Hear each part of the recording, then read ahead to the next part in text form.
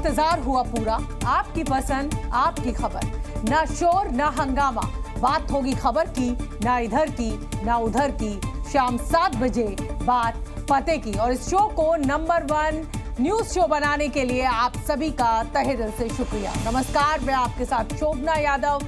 शुरुआत इस वक्त की 4 बड़ी खबरों के साथ। दिल्ली चुनाव के लिए बीजेपी का संकल्प पत्र पार्ट 2 जारी। अनुराग ठाकुर बोले, सरकार बनने पर हर घोटाले की कराएंगे एसआईटी जांच। केजरीवाल का हमला, बीजेपी की राक्षसी प्रवृत्ति। दिल्ली में योगी के चुनाव प्रचार की तारीखें आई सामने। 23 जनवरी को किराड़ी में करेंगे पहली रैली। दिल्ली चुनाव में कुल 14 से ज्यादा सभाओं को करेंगे संबोधित। महाकुंभ में कल होगी योगी कैबिनेट की महाबैठक। प्रयागराज, वाराणसी सहित 7 तीर्थ पर्यटन क्षेत्र बनाने का कैबिनेट का फैसला और इस पर लग सकती है कैबिनेट की मोहर। सीएम योगी अपनी पूरी कैबिनेट के साथ कल संगम में लगाएंगे आस्था की डुबकी। और सैफ अली खान 5 दिन बाद अस्पताल से हुए डिस्चार्ज। घर के बाहर बढ़ाई गई पुलिस की सुरक्षा। 16 जनवरी को घर में चोरी की कोशिश के दौरान आरोपी ने चाकू मारकर किया था जख्मी। बात दिल्ली में चुनावी बम्पर सेल की करेंगे। अमूमन बाय 1 गेट 1 फ्री जैसे ऑफर आपको ऑनलाइन शॉपिंग ऐप्स पर देखने को मिल जाते हैं।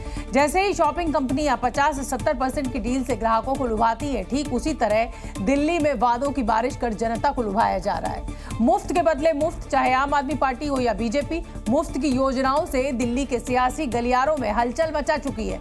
यहां तक कि बीजेपी इस सियासी सीजन में दूसरी बार चुनावी धमाका लेकर आ चुकी है।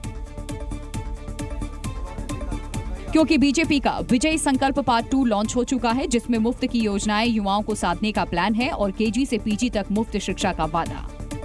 दिल्ली में सरकारी शिक्षण संस्थानों में जो जरूरतमंद छात्र हैं, उनको पीजी से लेकर केजी से लेकर पीजी तक की मुफ्त शिक्षा देंगे। केजी से पीजी तक मुफ्त शिक्षा मिलेगी दिल्ली के जरूरतमंद छात्रों को सरकारी शैक्षिक संस्थानों में।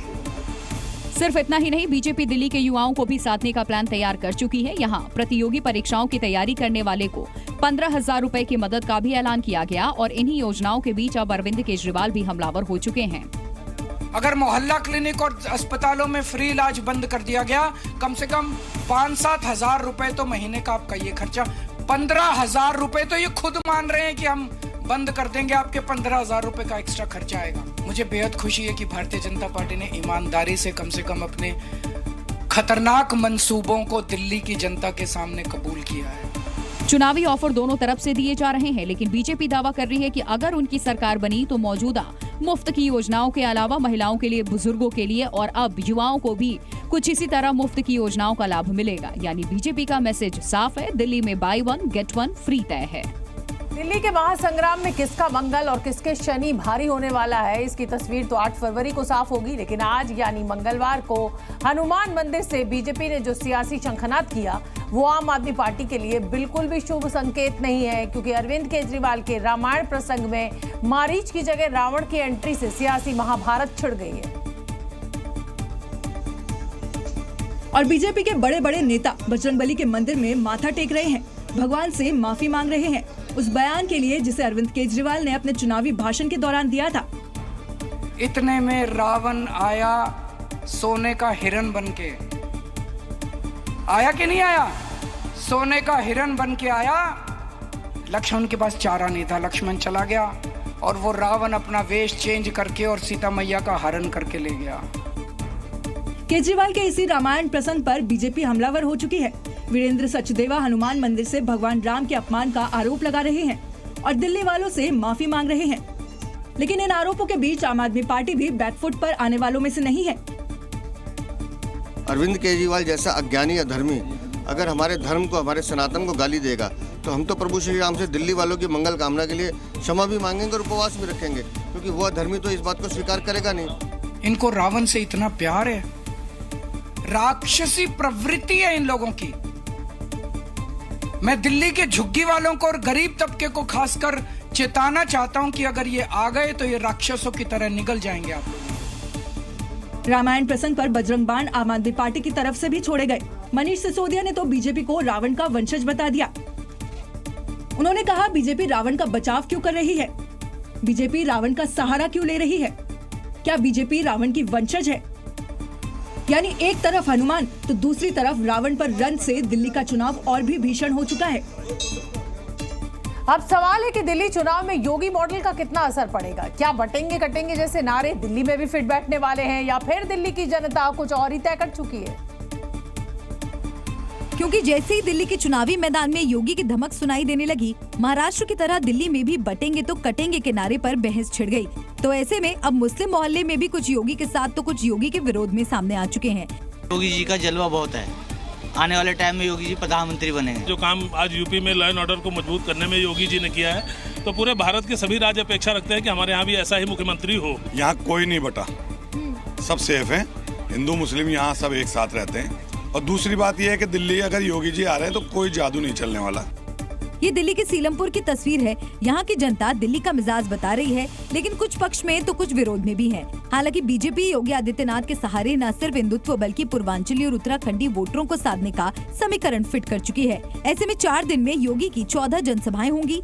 एक दिन में 3 से 4 जनसभा और रैली करेंगे योगी और 23 से 1 फरवरी तक दिल्ली के चुनाव में योगी आदित्यनाथ गरजते नजर आएंगे। इस दौरान रैली और रोड शो के जरिए यूपी के मुख्यमंत्री दिल्ली में भी हिंदुत्व की अलख जगाने वाले हैं और कुशल नेतृत्व का भरोसा देने वाले हैं।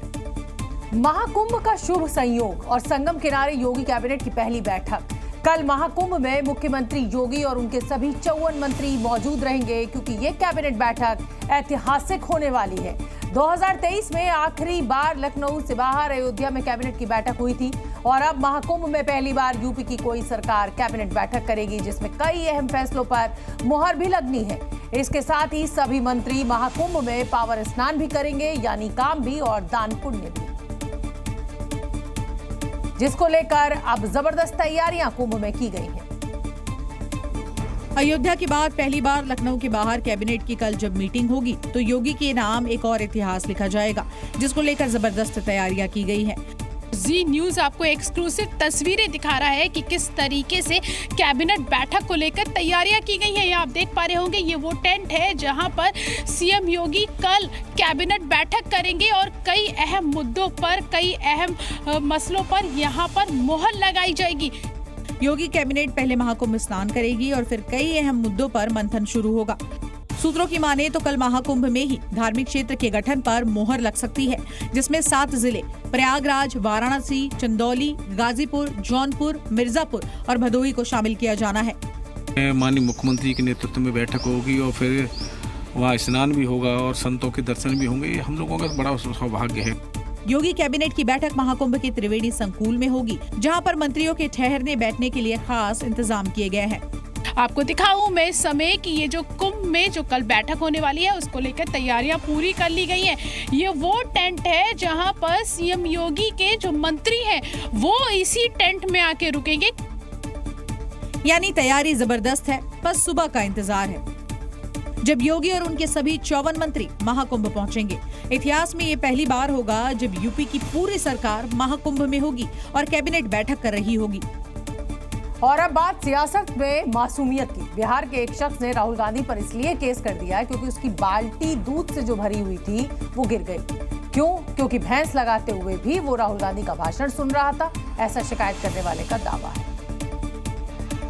अब आप सोच रहे होंगे कि इसमें राहुल गांधी की क्या गलती, तो आपको बता दें कि राहुल गांधी भी यही सोच रहे होंगे कि हाँ भाई मेरी क्या गलती। लेकिन ये समस्तीपुर के रहने वाले मुकेश कह रहे हैं कि गलती तो राहुल गांधी की ही है। क्यों और कैसे वो भी समझिए। शख्स का दावा है कि 15 जनवरी को मैं अपनी भैंस लगा रहा था।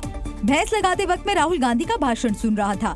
जैसे ही भैंस लगाकर उठा, हाथ में 5 लीटर दूध से भरी बाल्टी थी, तभी राहुल गांधी को भारतीय राज्य के खिलाफ लड़ाई कहते सुना। ये बयान सुनकर सदमे में 5 लीटर दूध से भरी बाल्टी हाथ से गिर गई। जनाब दावा कर रहे हैं कि 50 रुपए लीटर के हिसाब से हमारा तो 250 रुपए का नुकसान हो गया, वो भी राहुल गांधी की वजह से। यही आधार बनाकर मुकेश ने कोर्ट में याचिका दी है और राहुल गांधी पर राजद्रोह सहित कई धाराओं में केस दर्ज करने की मांग की है। बिहार से राहुल के खिलाफ इस अजब गजब केस से सब दंग हैं। अव्वल तो भैंस लगाने पर फोकस करने के बजाय वो भाषण सुन रहे थे। यानी पहले ही एक काम पर फोकस नहीं था, अब फोकस में आने के लिए अदालत खेल रहे हैं। लखनऊ में आज वक्फ अधिनियम पर संसद की गठित जेपीसी की बैठक हुई। जेपीसी की यह आखिरी बैठक थी जिसमें वक्फ विधेयक में संशोधन के मुद्दे पर रायशुमारी की गई। बीजेपी सांसद जगदम्बिका पाल की अध्यक्षता में हुई बैठक में सभी दलों के सांसद, यूपी सरकार के मंत्री और मुस्लिम नेता शामिल हुए। वक्फ संशोधन विधेयक को लेकर की गई रायशुमारी को लेकर ये आखिरी बैठक थी। इसके बाद अब 24 से 25 जनवरी को दिल्ली में होने वाली जेपीसी बैठक में कमेटी अपनी रिपोर्ट तैयार करेगी। सभी सदस्यों की लिखित क्या राय है, उसके लिए फिर हमने कल तक का टाइम दिया है और फिर 23 तारीख को उन सारे संशोधन को हम सर्कुलेट करेंगे और 24-25 को दिल्ली में बैठक करेंगे। वहीं जेपीसी बैठक में पहुंचे एआईएमआईएम के अध्यक्ष असदुद्दीन ओवैसी ने वक्फ संशोधन विधेयक का विरोध करते हुए 2013 के बिल को बेहतर बताया और बीजेपी सरकार पर वक्फ की जमीन लूटने का आरोप लगाया। उत्तर प्रदेश में 95% वक्फ प्रॉपर्टीज जो है वक्फ बाय यूजर है। अब ये जो बिल आया है, इस बिल में वक्फ बाय यूजर अगर आप निकालेंगे तो फिर उन प्रॉपर्टीज का स्टेटस क्या होगा बताइए। जेपीसी की बैठक के बाद कांग्रेस सांसद इमरान मसूद ने सरकार पर हमला बोला और कहा कि सरकार वक्फ संशोधन बिल लाने की जल्दबाजी कर रही है। उत्तराखंड की धामी सरकार जल्द ही राज्य में यूसीसी कानून लागू करने वाली है, लेकिन उससे पहले ही उत्तराखंड के कई मुस्लिम संगठनों ने इसका विरोध करना शुरू कर दिया है। देवभूमि उत्तराखंड में बीजेपी की पुष्कर धामी सरकार के यूसीसी नियमावली को मंजूरी देते ही इस पर सियासत और तेज हो गई और कई मुस्लिम संगठन यूसीसी लागू करने के विरोध में उतर आए।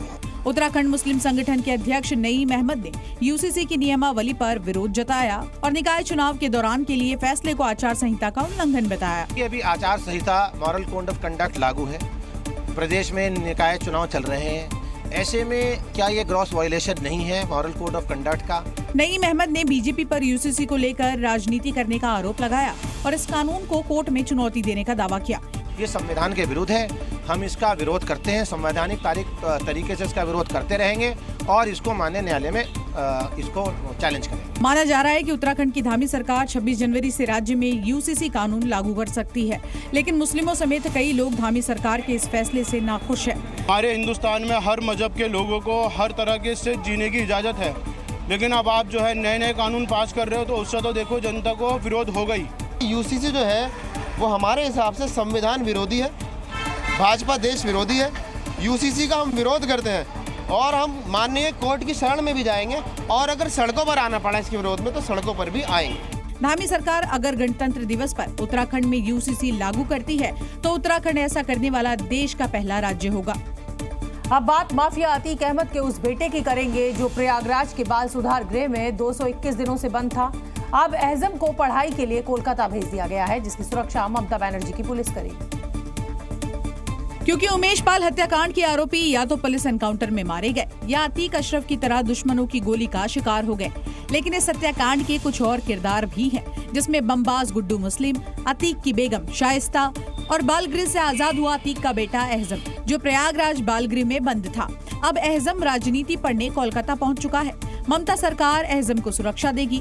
सुप्रीम कोर्ट में याचिका के बाद फैसला लिया गया है। दरअसल अतीक के परिवार ने एहजम को यूपी से बाहर भेजने की पहले से तैयारी कर ली थी, जिसको लेकर सुप्रीम कोर्ट का दरवाजा भी खटखटाया। ऐसे में सुप्रीम कोर्ट ने पढ़ाई को लेकर अतीक के बेटे के पक्ष में फैसला सुनाया और अब एहजम कोलकाता पहुँच गया है। ऐसे में सवाल उसकी माँ शाइस्ता परवीन को लेकर भी उठने लगे, क्योंकि शाइस्ता पर यूपी पुलिस को कोलकाता भागने का शक है। लेडी डॉन पर यूपी पुलिस 50,000 रुपए का इनाम रख चुकी है, तो वहीं गुड्डू मुस्लिम कोलकाता से ही दुबई भाग चुका है। उमेश पाल हत्याकांड में दोनों फरार चल रहे हैं, यानी प्रयागराज कांड में फरार अतीक की बेगम और अतीक के बमबाज का कोलकाता से पहले ही कनेक्शन सामने आ चुका है। ऐसे में अब अतीक का बेटा भी कोलकाता पढ़ाई करने पहुंच चुका है। महाराष्ट्र में भले ही इलेक्शन गुजर गया हो, लेकिन जोड़ तोड़ के दांव और दावे अभी भी चले जा रहे हैं। पहले उदय सामंत का बयान और अब शिंदे की पार्टी को लेकर संजय राउत के दावे ने नई हलचल पैदा कर दी है। अब सवाल ये है कि क्या महाराष्ट्र में खेला अभी बाकी है, क्योंकि दावे और दाव इसी ओर इशारा कर रहे हैं, जिनमें शिवसेना के दोनों गुट के दो नेताओं का दावा हैरान करने वाला है। पहले शिंदे के नेता उदय सामंत ने दावा किया कि उद्धव गुट के कई नेता संपर्क में हैं, जल्दी उद्धव की पार्टी फिर टूटेगी। तो अब संजय राउत ने ये कहकर सनसनी फैला दी कि शिंदे की पार्टी अमित शाह के दम पर चल रही है। जिस दिन शाह पावर में नहीं रहेंगे, शिंदे की पार्टी टूटेगी। यानी दोनों धड़े एक दूसरे को तोड़ने का दम भर रहे हैं। आपकी पार्टी जो है वो अमित शाह जी की मेहरबानी के ऊपर चल रही है। आपका क्या है? आप आपकी पार्टी संभालो। जब तक अमित शाह पावर पे तब तक शिंदे की पार्टी चलेगी। बाद में आप सबका लटकता भटकता आत्मा होने वाला है। संजय राउत ने न सिर्फ शिंदे गुट को भड़काने और डराने वाला दाव चला, बल्कि ये कहकर अपना बचाव भी किया कि बेईमान अब पार्टी से जा चुके हैं। शिवसेना अभी टूटेगी। जो टूटने वाले थे वो बेईमान चले गए। उसमें एक राहुल शेवाळे, एकनाथ शिंदे है, अजित पवार है।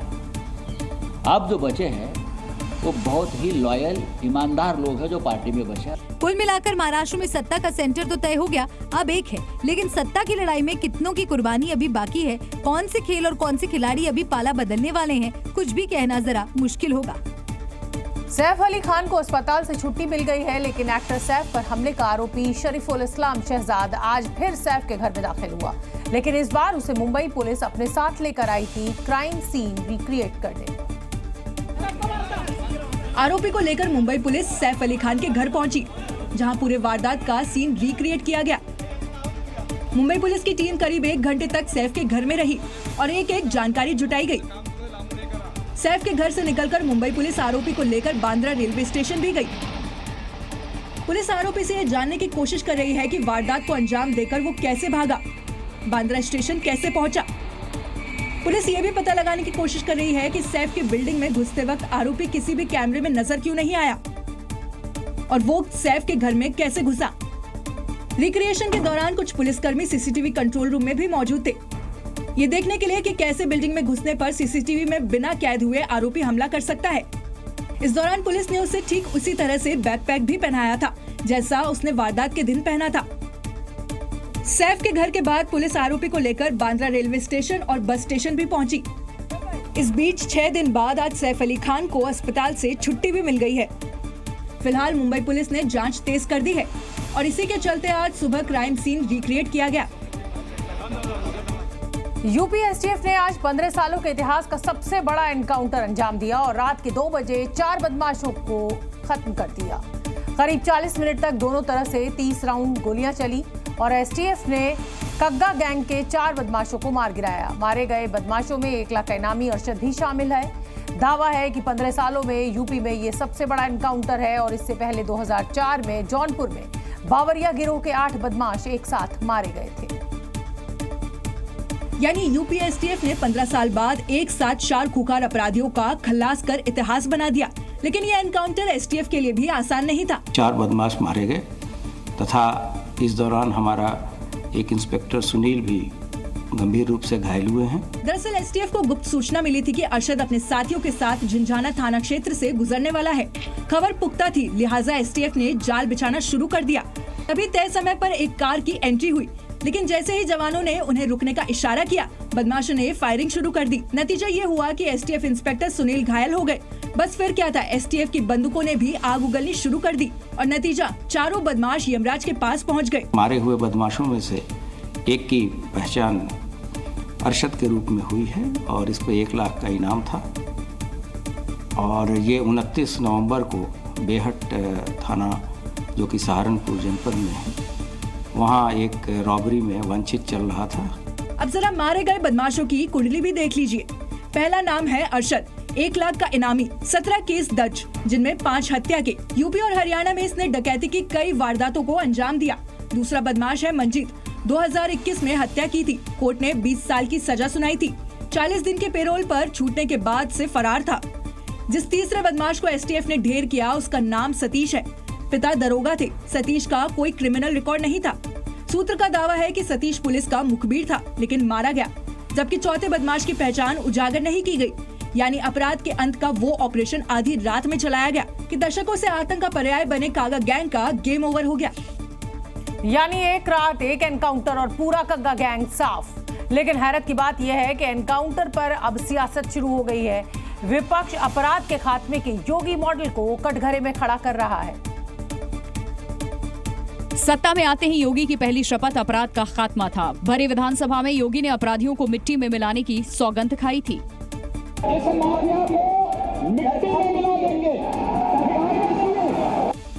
जब इसी सौगंध को पूरा करने योगी फोर्स बदमाशों के पीछे दौड़ी तो पूर्वांचल से पश्चिम तक बड़े बड़े अपराधियों और माफिया यमराज के पास पहुंच गए और यही अंजाम शामली में कग्गा गैंग का हुआ। लेकिन माफिया के मिट्टी में मिलने पर विपक्ष को मिर्ची क्यों लग रही है, कोई नहीं समझ पा रहा।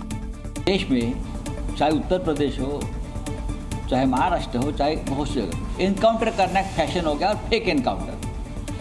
मैं मुंबई से हूँ, मुझे इनकाउंटर क्या होता है हमने हमारे आंखों से देखा है। योगी जी के नेतृत्व में कानून व्यवस्था मजबूत हुई है और मैं कह सकता हूँ माफिया राज की तो कोई जगह नहीं है योगी सरकार में। यानी विपक्ष सवाल उठा रहा है तो योगी के मंत्री डंके की चोट पर कह रहे हैं अपराध का अंत ऐसे ही होता रहेगा, क्योंकि अपराध के खिलाफ योगी मॉडल को जनता भी खूब पसंद करती है। यही वजह है कि 2017 से दिसंबर 2024 तक यूपी में 217 अपराधी मारे गए। वहीं पुलिस ने 7,799 बदमाश को पैर में गोली मारकर घायल कर गिरफ्तार किया। अपराधियों की 140 अरब से अधिक की संपत्ति जब्त कर ली गई। यानी सियासी विलाप की फिक्र किए बिना योगी फोर्स का अपराध की सफाई का मिशन जारी है और ये तब तक नहीं रुकने वाला जब तक एक एक अपराधी या तो यूपी के बाहर नहीं भाग जाता या फिर जेल में नहीं पहुंच जाता। संभल में बीते साल 24 नवंबर को हुई हिंसा की जांच के लिए न्यायिक जांच आयोग की टीम एक बार फिर आज संभल पहुंच गई। जांच टीम ने शाही जामा मस्जिद और घटनास्थल का निरीक्षण किया। पुलिस की कड़ी सुरक्षा के बीच न्यायिक जांच आयोग की टीम ने जामा मस्जिद में जाकर परिसर का निरीक्षण किया। मंदिर के अंदर आयोग की टीम के पहुंचने के दौरान भारी पुलिस बल की तैनाती की गई थी। 3 सदस्यीय न्यायिक टीम सबसे पहले मस्जिद के आसपास हिंसा प्रभावित इलाके में गई। इसके बाद टीम ने PWD गेस्ट हाउस का निरीक्षण किया। 3 सदस्यीय जांच टीम में रिटायर्ड जज Devendra Kumar Arora, retired DGP UP IPS AK Jain और रिटायर्ड प्रमुख सचिव IAS अमित मोहन प्रसाद शामिल हैं।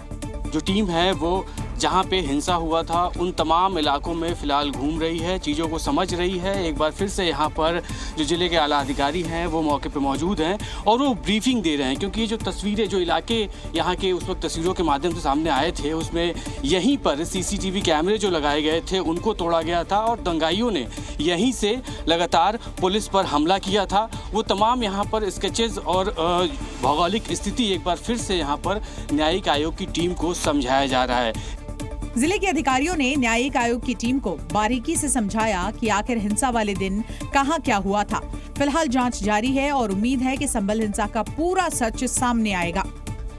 संभल हिंसा में अब दाऊद कनेक्शन सामने आ रहा है। दंगे में 2 लोगों की हत्या के आरोपी मुल्ला अफरोज ने पुलिस को सच्चाई बताई है। खुलासा हुआ है कि मुल्ला अफरोज ने पुलिस को निशाना बनाकर गोली चलाई थी और ऑर्डर दुबई से मिला था। लेकिन गोली 2 मुस्लिम युवकों को लग गई, जिससे वो मारे गए। संभल पुलिस ने 24 नवंबर की हिंसा में मुल्ला अफरोज को गिरफ्तार किया है। अफरोज पर आरोप है कि वो हिंसा के समय दुबई में बैठे शारिक साठा के संपर्क में था। मुल्ला अफरोज दुबई में रहने वाले ऑटो लिफ्टर गैंग के सरगना शारिक साठा का गुर्गा है। इस गैंग को शारिक दुबई से ऑपरेट करता है। शारिक साठा ने ही उन लोगों को हथियार मुहैया करवाए थे और हिंसा की साजिश रची थी।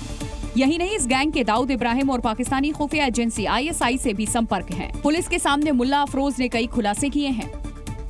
उसने बताया कि शारिक साठा ने एक साथी के जरिए हिंसा का पूरा प्लान तैयार किया। 24 नवंबर 2024 को मस्जिद के बाहर नेताओं द्वारा इकट्ठा भीड़ को निशाना बनाने का प्लान था।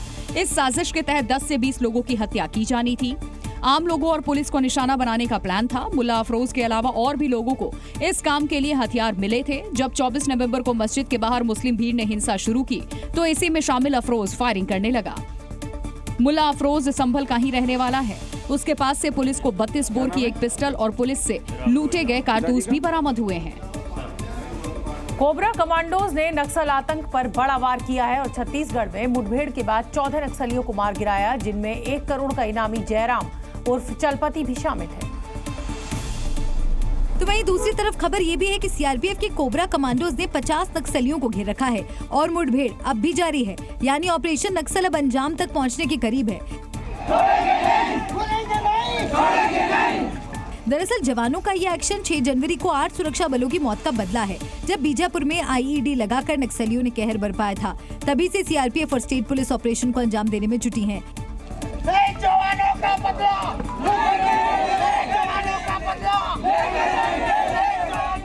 मारे गए नक्सलियों में सेंट्रल कमेटी का सदस्य मनोज और स्पेशल जोनल कमेटी सदस्य गुड्डू भी शामिल हैं। मनोज उड़ीसा राज्य प्रमुख भी था। लेकिन सबसे बड़ी कामयाबी ट्रियो कमेटी मेंबर जयराम उर्फ चलपति को मार गिराना है, जो 1 लाख का इनामी था। इसी तरह कुल 14 नक्सलियों की लाश अब तक बरामद हुई है। 50 से ज्यादा माओवादियों को घेर रखा है। मारे गए नक्सलियों के पास से SLR राइफल और ऑटोमेटिक हथियार बरामद हुए हैं। जबकि घेराबंदी की बात करें तो करीब 1000 जवान ड्रोन की मदद से नक्सलियों को ट्रैक कर रहे हैं। ऑपरेशन में Gariaband operation group E30, cobra 207, CRPF 65 एवं 211 बटालियन, SOG नुआपाड़ा की टीमें शामिल हैं। यानी वो सोल्जर जो जंगल में उतरते ही दुश्मन के सबसे खूंखार शिकारी बन जाते हैं, जो इस बात का इशारा है कि नक्सलियों का खेल अब खत्म होने वाला है।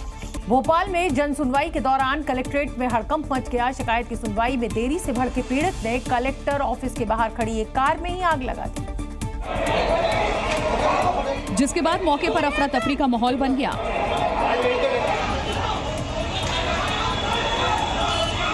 आग में धधकती ये कार की तस्वीरें भोपाल कलेक्ट्रेट की हैं, जहां एक शख्स ने गुस्से में आकर 4 व्हीलर गाड़ी को पेट्रोल डालकर आग के हवाले कर दिया।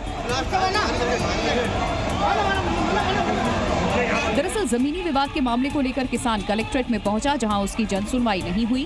गुस्से में आकर किसान ने पहले खुद को आग लगानी चाहिए, इसके बाद फिर उसने किसी पार्टी के महामंत्री की गाड़ी में आग लगा दी।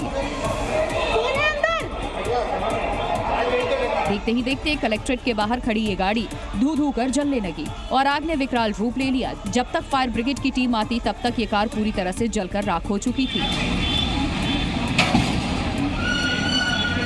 जिस वक्त ये हादसा हुआ, मीटिंग हॉल में जन सुनवाई चल रही थी, जिसे तुरंत रोक दिया गया। गेट पर लोगों को रोकने के लिए सुरक्षा व्यवस्था की गई ताकि कोई हादसा न हो। आसपास खड़ी अफसरों की गाड़ियों को भी तुरंत हटा दिया गया।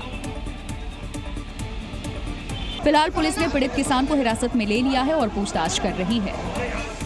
महानिर्वाणी अखाड़ा के महंत रविंद्र पुरी ने धर्मांतरण के खिलाफ बड़े कदम उठाने की मांग की है और धर्मांतरण को आईएसआई की खुफिया साजिश कहा है।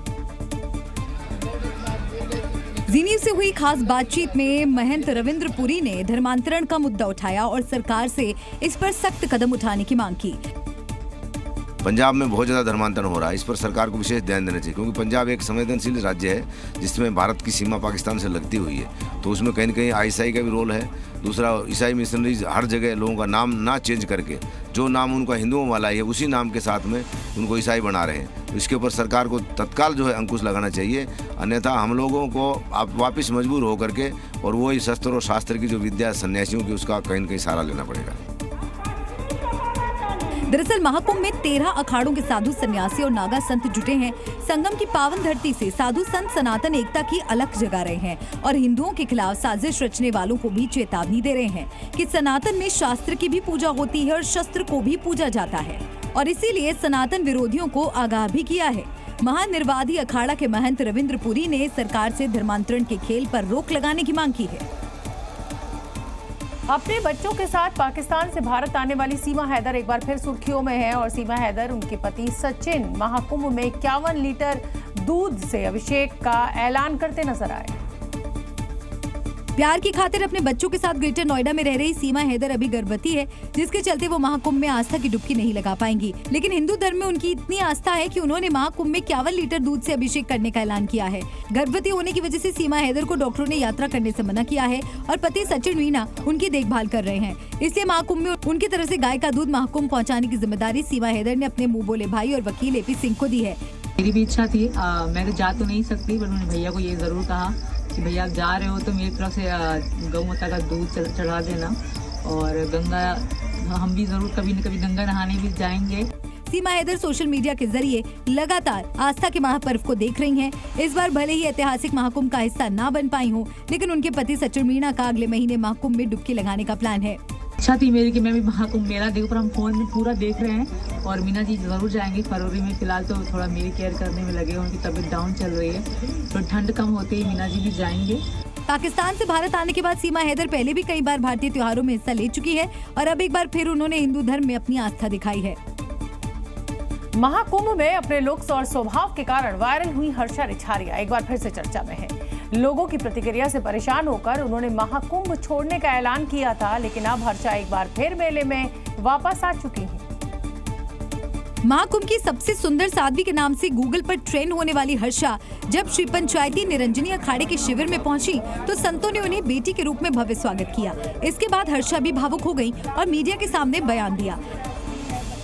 मैं अपने घर में ही आई हूँ, मैं अपने महाराज जी के पास आई हूँ और जिनका आशीर्वाद, जिनका साथ मेरे साथ बना हुआ है, जिनका हाथ मेरे सर पे है, अगर वो मेरे साथ है तो मुझे और क्या हो सकता है, मुझे और किसकी ज़रूरत है। एक पिता का अगर साथ मिल गया बेटी को तो उसको और किसकी ज़रूरत है। निरंजनी अखाड़े में शामिल होने के बाद हर्षा ने रविंद्र पुरी को अपने पिता तुल्य बताया। 29 जनवरी को मौनी अमावस्या के दिन दूसरे अमृत स्नान पर हर्षा को निरंजनी अखाड़े के शाही रथ से संगम तक ले जाया जाएगा। हर्षा रिछारिया महाकुंभ में कल्पवास के लिए पूरे 45 दिनों तक मेले में रहेंगी। इससे पहले लगातार संतों के विरोध के बाद हर्षा कुंभ छोड़कर चली गई थी, लेकिन अब उन्होंने महाकुंभ छोड़कर नहीं जाने का ऐलान किया है। प्रयागराज महाकुंभ में जहां एक तरफ लाखों श्रद्धालु आस्था की डुबकी लगा रहे हैं, तो वहीं 4 धाम के लिए तैयार किया गया खास मंच सबका ध्यान अपनी ओर खींच रहा है। कुंभ नगरी में केवल धर्म और आस्था का संगम नहीं, बल्कि कला, संस्कृति और परंपराओं का भी अनोखा मेल देखने को मिलता है। यहाँ कलाग्राम में 4 धाम के लिए विशेष मंच तैयार किया गया है। आपको केदारनाथ, बद्रीनाथ, गंगोत्री और यमुनोत्री चारों धामों की एक साथ झलक देखने को मिलेगी। यमुनोत्री को यहाँ पर रिप्रेजेंट किया गया है, बद्रीनाथ मंदिर को भी यहाँ पर दर्शाया गया है। इसी के साथ साथ अगर जिक्र करें तो एक बड़ी सी हमारे शिव शंकर भगवान की मूर्ति यहाँ पर लगी है। इस मंच पर भारत की संस्कृति और धार्मिक धरोहर को भव्य तरीके से दिखाया गया। मंच की सजावट और रंगीन झांकियां 4 धाम यात्रा का अनुभव कराती हैं। 4 धाम के मंच पर कलाकार अपनी कला से परंपराओं और श्रद्धा को नए अंदाज में पेश कर रहे हैं और महाकुंभ में 144 साल बाद बने ऐतिहासिक संयोग में अपनी कलाकारी का प्रदर्शन कर गर्व महसूस कर रहे हैं। अच्छा लगता है, बहुत अच्छा। ऐसे मंच पे परफॉर्मेंस देना बहुत बड़ी बात होती है और हम यहाँ तक पहुँचे हैं, हमें इसकी बेहद खुशी है। त्रिवेणी संगम के पवित्र घाटों के पास कलाग्राम में 4 धाम के लिए बना ये मंच कलाकारों के लिए न केवल एक प्लेटफॉर्म है, बल्कि इसे देखने पहुँच रहे लोगों के लिए भी आध्यात्मिक और सांस्कृतिक यात्रा का संगम है।